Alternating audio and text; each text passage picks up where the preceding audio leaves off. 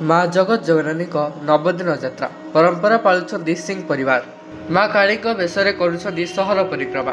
किंवदंती अनुसार दीर्घ वर्ष तले जो समय कि उमरकोट सहर में माँ ठाकुराणी यात्रा पालित होता से समय स्वर्गत राजेंद्र प्रसाद सिंह पिता स्वर्गत भरत सिंह भयंकर बसंत रोग आक्रांत हेले। एपरी अवस्था है जे कदली पत्र में शुआई दिगला। यह देखि स्वर्गत राजीव बाबू माता स्वर्गत पद्मावती माँ ठाकुराणी को पुअर शुभ मनासी मानसिक कले। पुआ सुस्थ हेले से उमरकोटे ठाकुराणी यात्रा पालन करने साथे माँ काली भेष मंडप में बाहर करेंगे। ताकरी कथारे माँ ठाकुराणी संतुष्ट होई ताको पुआ भरत सिंह को बसंत रोगरू मुक्त कले।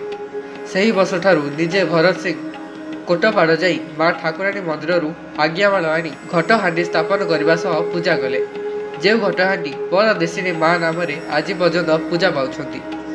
सही दिन ठारू आज पर्यंत प्रति वर्ष यात्रा आरंभर शुक्रवार ठारू सोमवार पर्यंत माँ का मंडप में 4टी रूप में दर्शन दियंती। शुक्रवार दिन जुली जुलिया हांडी, शनिवार शून्य हांडी, रविवार कांडगला, सोमवार प्रभा तांको परिवार माँ का वेश धारण करी माँ को भेट हुअंती। पूर्णरूपी रविवार दिन राजीव बाबू जामाता त्रिनाथ परिछा घर माँ काली वेश बाहर करी सहर परिक्रमा करती। यह परंपरा आज पर्यंत बजाय रही। नवरंगपुर हिमांशु जेना रिपोर्ट, स्टार ओडिशा न्यूज।